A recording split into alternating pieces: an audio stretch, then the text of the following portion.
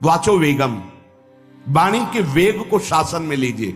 और मनसा, मनोवेगम, मन का वेग आता है। ये देखूं, ये भोगूं, आदि आदि संकल्प विकल्प, इसके वेग को सह जाओ।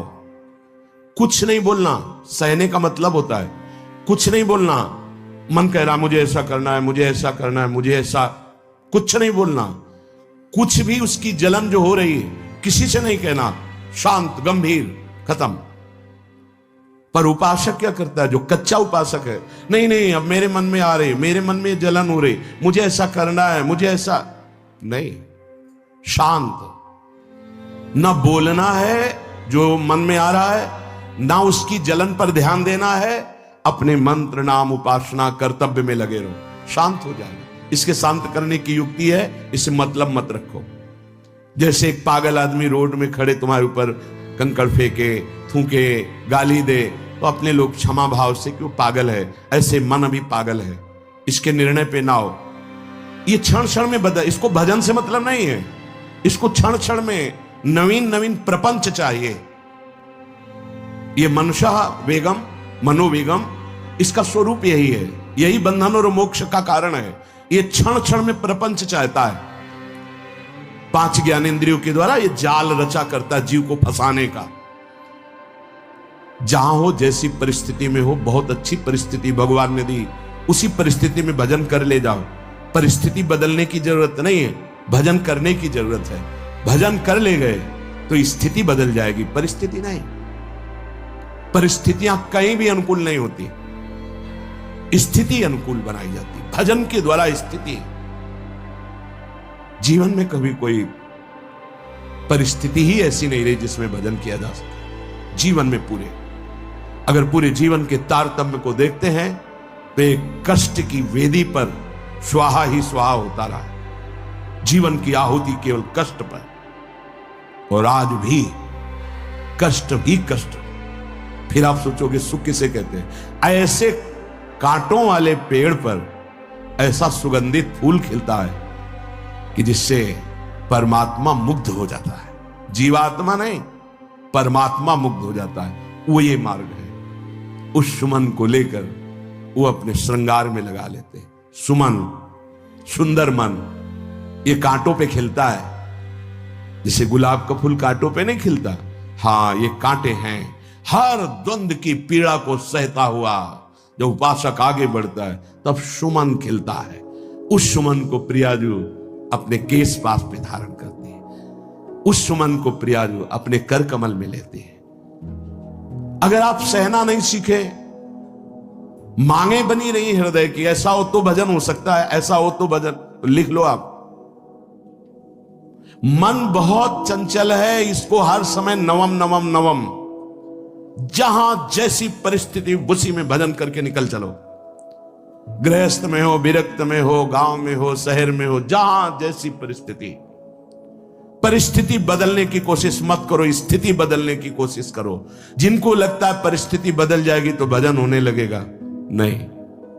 भजन होने लगेगा तो किसी भी परिस्थिति में भजन होने लगेगा। भजन नहीं तो किसी भी परिस्थिति में नहीं होगा, पक्का समझ लीजिए। इसलिए मनोवेगम, ये जो मन का वेग आ रहा है, इसको आप सहना सीखो और प्रियाजू पर भरोसा रखो। उनको जैसी परिस्थिति देनी होगी दे देंगी ना, भरोसा रखो। अगर मांग मुख से निकाल दी तो अधूरापन साबित हो जाएगा कि हमको ये खाना पीना, ये हमको पहनना, ये ऐसी परिस्थिति, ये ऐसी छोड़ दो। जोई जोई प्यारो करे सोई मोई भावे।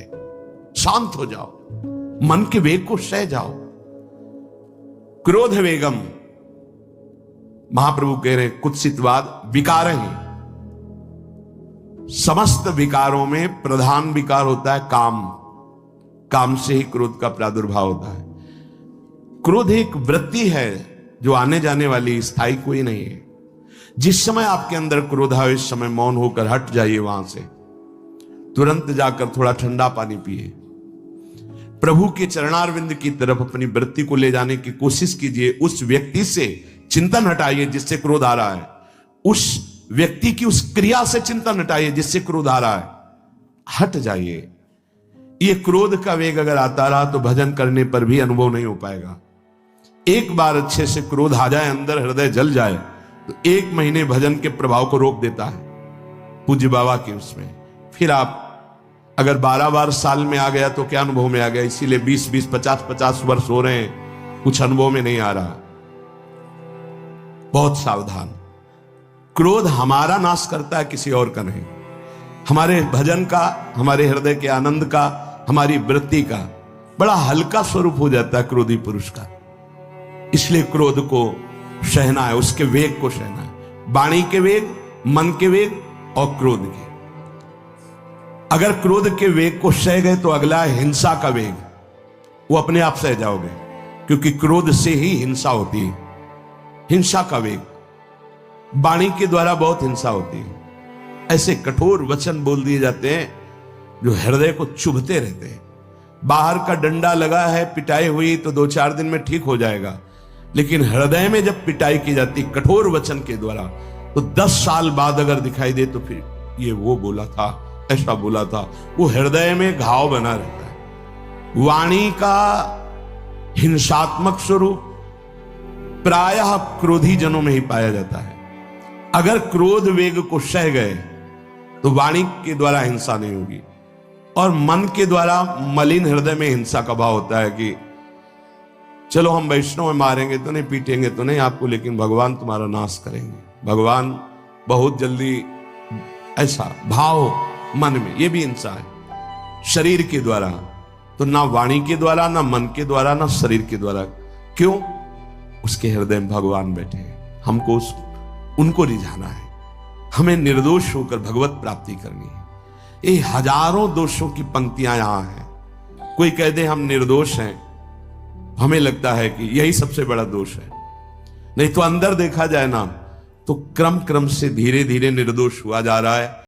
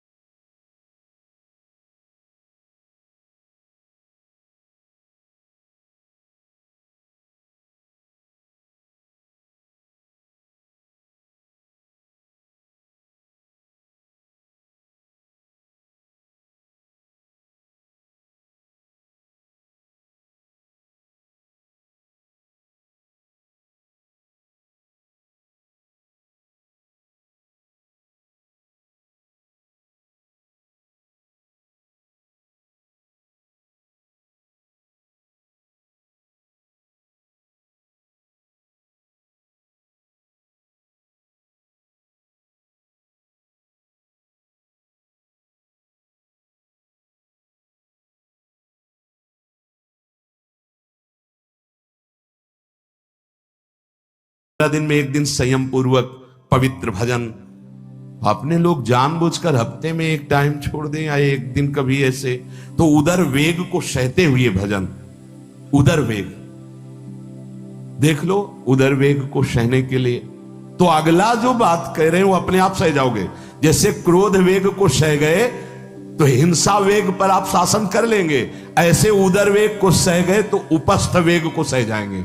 उपस्थ वेग कहते हैं जनेंद्री के कामोपभोग को।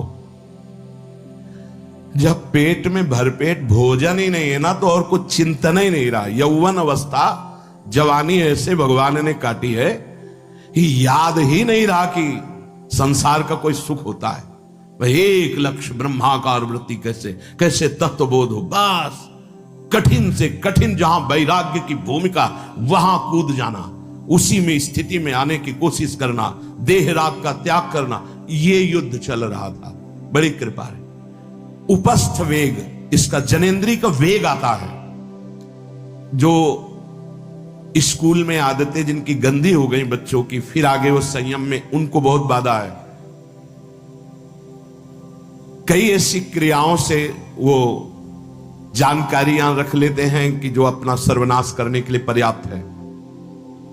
उपस्थ का जब वेग आए तो सहने की सामर्थ्य उसी की आएगी जो उदर वेग को सह जाता है। पक्का। किसी उपासक को देखा बहुत शरीर कृश हो रहा है, तो पूछा क्यों, भोजन क्यों नहीं करते, आप ऐसे कैसे हो रहे, पहले तो आप ऐसे नहीं थे, आप तो पहले बहुत स्वस्थ थे, फिर क्यों, कहा ऐसे ही नहीं, बताइए क्या, ज्यादा आवश्यकता नहीं है, जीने के लिए बस प्राण पोषण के लिए डाल लेते हैं, क्योंकि जो शांति चाहिए वो तो इतने से मिलेगी ना। बहुत सुंदर, बहुत प्रसन्नता है, ठीक है, ठीक चल रहे हो आप, पर इतना पाते रहो कि सीढ़ियां चढ़ उतर ले, इतना पाते रहो कि आपका शरीर काम करे। वो कहा हृदय में बहुत प्रसन्नता है, बहुत सुंदर। संयम में अपने आप को ले आना ये महात्मा का लक्षण होता है, चाहे स्त्री शरीर हो चाहे पुरुष शरीर हो। धन्याति धन्य। आप अपने आप को कस दीजिए, यही तो राग त्यागना ही। जो जवानी में अपने आप को जला दिया वो बुढ़ापे में चमकता है, ध्यान रखना। जो जवानी में उद्दंडता में समय व्यतीत किया वो बुढ़ापे में गंधाता है, ये भी ध्यान रखना। गंधाता, वो अंदर जो दुर्गंध के पौधे थे ना, वो सब दुर्गंध फैलाते हैं। पूज्य श्री पंडित गया प्रसाद जी महाराज जी ने कहा, गृहस्थी में होते हुए भी 40 और 45 के बीच में काम विजयी हो जाना चाहिए, नहीं तो जीवन बिल्कुल बर्बाद हो जाएगा। जो कुछ गृहस्थ धर्म की सेवा है 40-45 के बीच तक हो जाए, मतलब 20 से 25 से ब्याह हुआ आपका, 40-45 तक लड़का बच्चा, इसके बाद अखंड ब्रह्मचर्य धारण कर लो। 40-45 से संयम में हो जाओ तो तुम्हारा जीवन सार्थक हो जाएगा। पूज्य पंडित गया प्रसाद जी महाराज। बहुत जरूरी है उपस्थ जनेंद्री के वेग को सहना, पर हर वेग अपने आप में बहुत कठिन है, पर एक दूसरे से इसका तारतम्य है। यदि उदर वेग रसेंद्री को आप शासन में ले लिए तो जनेंद्री को आप शासन में ले लेंगे, और अगर रसेंद्री को शासन में ले लिया तो जनेंद्री को शासन में ले सके असंभव, पक्का। और जनेंद्री रसेंद्री के सब खिलवाड़ चल रहे तो परमार्थ और भगवत प्रेम प्राप्ति, ये तो सब अभ्यास जिनका भगवदाकार हो गया है, वो विषयान ग्रहणंत मुंचंत हुआ। जब इंद्रियों पर शासन बाबा ने अपने किया तो 24 घंटे में एक कवल पाते थे, एक कवल। आश्चर्य होता है, ऐसे सामने दाल रोटी सान ली गई और एक कवल जितना। बाबा सिद्धासन पद्मासन का से, और जब भगवदानंद ब्रह्मानंद में 70 घरों में एक दिन में भिक्षा में जाते थे, एक दिन भिक्षा। अब वहां गए तो एक कवल तो पाया ना, तो 70 कवल हो गए। विषयान ग्रहणंत मुंचंत हुआ, कोई फर्क नहीं। पर हम क्या होता है कि स्थिति होती नहीं तो सिद्धों की नकल करने लगते नहीं। पहले हम साधक हैं, पहले हमारी इन वेगों पर विजय प्राप्त करने की वृत्ति आनी चाहिए। वाणी का वेग, मन का वेग, क्रोध का वेग, हिंसा का वेग, उदर का वेग और जनेंद्री का वेग, एतान वेगान सहते यस्तु विद्वान वही शास्त्रों के रहस्य को जानने वाला परमार्थी है जो इतने वेगों को सह जाए। निंदा चास्य हृदयम नोपहन्यात्। इसके बाद जब उसकी निंदा हो तो उस पर कोई फर्क नहीं पड़ना चाहिए। इसके बाद जो इन सब वेगों को सह गया है, अब उसकी निंदा हो रही, कोई निंदा कर रहा है तो उसको आनंद पूर्वक सह जाए। ऐसा क्यों कहा है? इसके बाद अगर दोष है, निंदा हो रही, तब तो संभालना ही, ये गलती हो गई आपसे। जब आप दोष रहित है फिर निंदा हो रही, तो आनंद पूर्वक आपको उसका विरोध नहीं करना, सहना है। क्योंकि ये सहना बिल्कुल भगवत साक्षात्कार के नजदीक ले जाएगा। देखो, अपमान, निंदा, तिरस्कार, असलियत में हम कैसे साधक हैं, इन्हीं के द्वारा परिचय होता है। पूज्य स्वामी श्री अनंग बोधाश्रम स्वामी जी महाराज बड़े महापुरुष थे, जिनको स्वयं करपात्री जी महाराज मूर्तिमान ब्रह्म कह के साष्टांग दंडवत करते, दिगंबर रहते थे, नंग धड़ंग, केवल गंगा के ही तट पे। वो महीने 2 महीने में और कहीं नहीं जाते थे। एक बड़े वकील साहब थे, वो भिक्षुकों को रोटी दाल से रोज बंटवाते थे, उनकी पंक्ति में लगने जाते थे। महीने 2 महीने में एक बार पंक्ति में लगते थे जाके, नंग धड़ंग, अवधूत वेश, जटाएं, और जरूर ऐसी चेष्टा करते थे जिससे उनको धक्का मुक्की लगा दी जाए। तो एक दिन गए, लाइन में खड़े हुए, फिर 2 लोगों को क्रॉस करके आगे लाइन में, फिर आगे लाइन, तो जो नौकर डंडा लिए खड़े थे उन्होंने कहा तुम्हें बार बार मना किया, 1-2 डंडे लगे, फिर आगे जाके खड़े हो, तो धक्का मारा, पीछे किया। और ऐसा ये महीने 2 महीने में वहां सहने जाते थे। अचानक उस दिन वकील निकले, उन्होंने देखा, अरे स्वामी अनंग बोधास, पता है तुम्हें कौन? साष्टांग दंड। उस दिन से जाना बंद कर दिया। फिर एक दिन गए थे प्रभुदत्त ब्रह्मचारी जी के यहाँ, कहां असनी है और कहां जोशी है, गंगा किनारे पूरी रात चल करके पहुंचे। 2 बजे आवाज लगाई, ब्रह्मचारी, स्वामी जी उतरे नीचे, साष्टांग दंड बैठे। उनका स्वामी जी 2 बजे रात, बोले हाँ ऐसे मन आया, आगे कुछ खाओगे पियाओगे? स्वामी जी, और वो भी परमहंस ब्रह्मचारी जी, बहुत संयमी महापुरुष, प्रभुदत्त ब्रह्मचारी। टीन में कुछ आटा रखा, तो बोले स्वामी जी कहो तो रोटी बना दे। बोले हाँ बनाओ।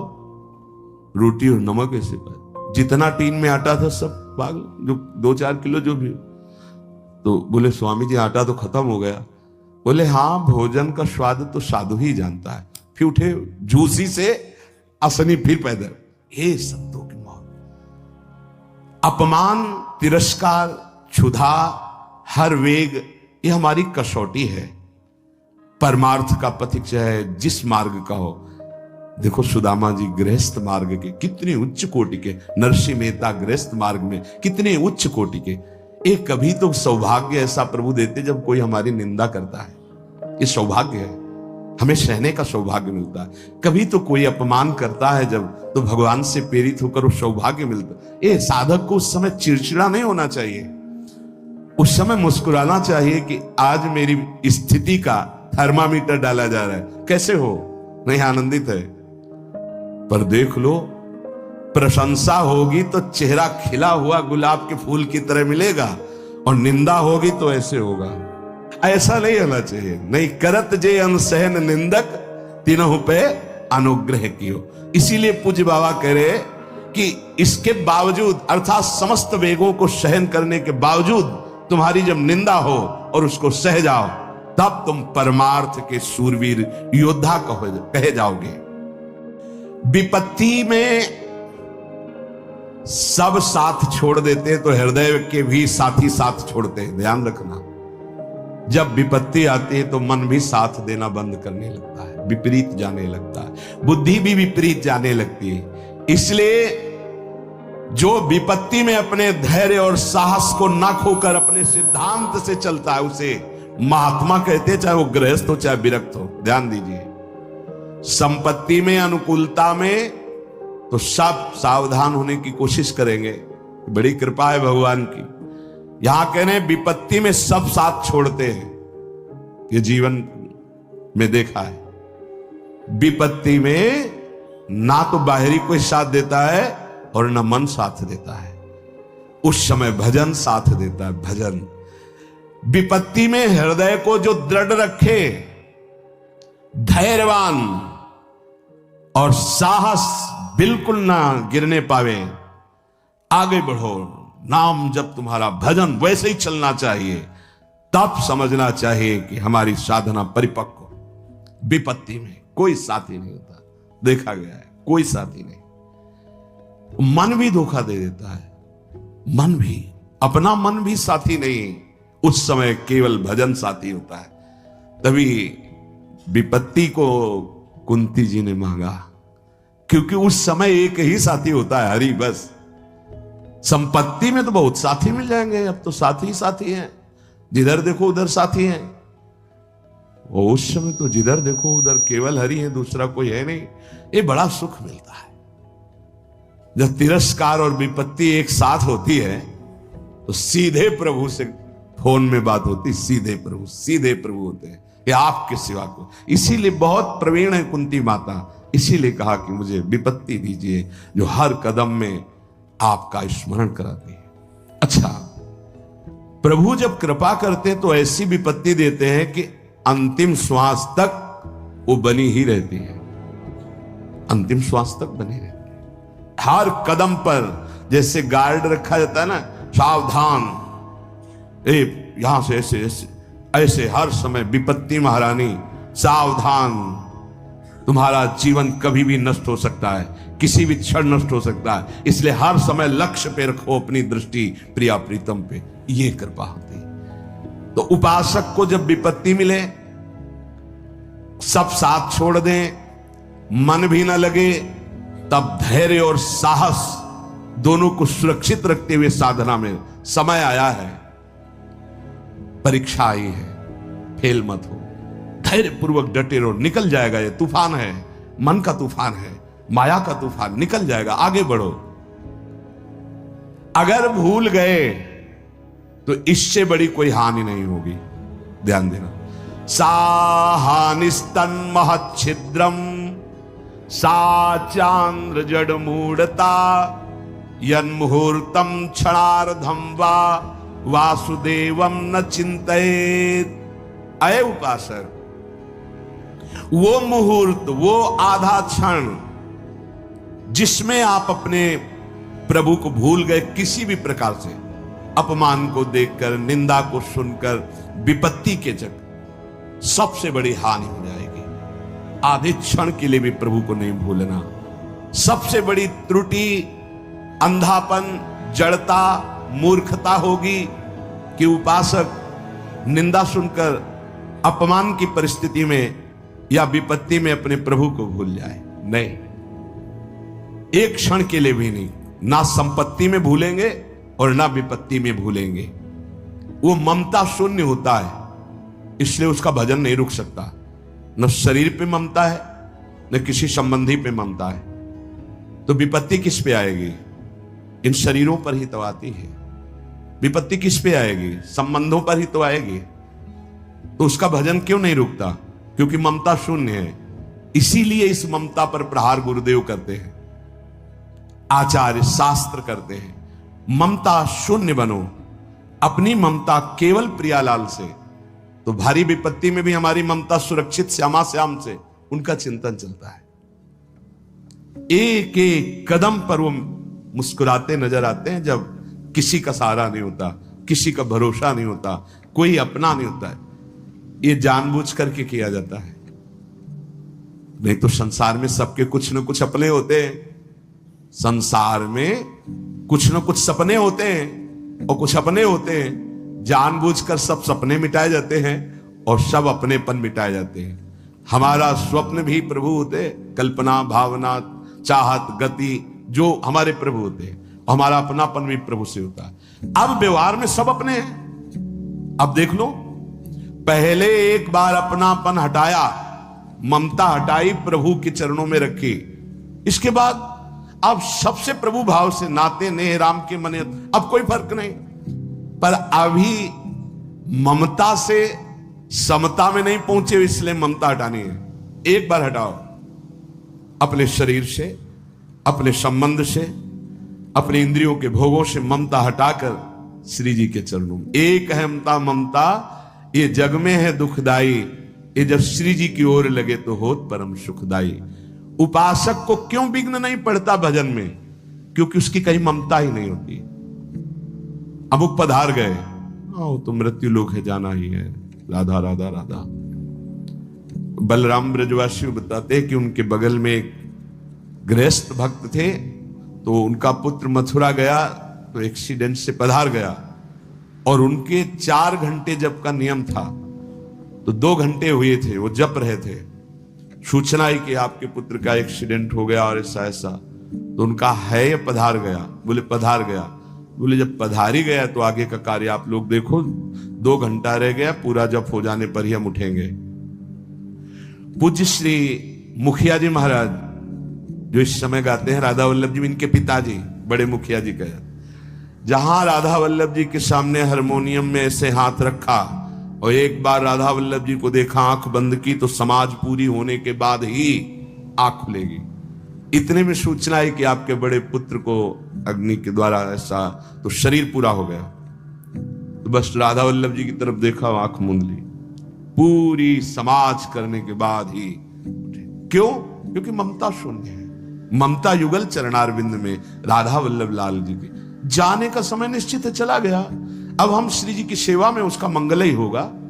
ये आना बड़ा कठिन है, ममता का त्याग होना बड़ा कठिन।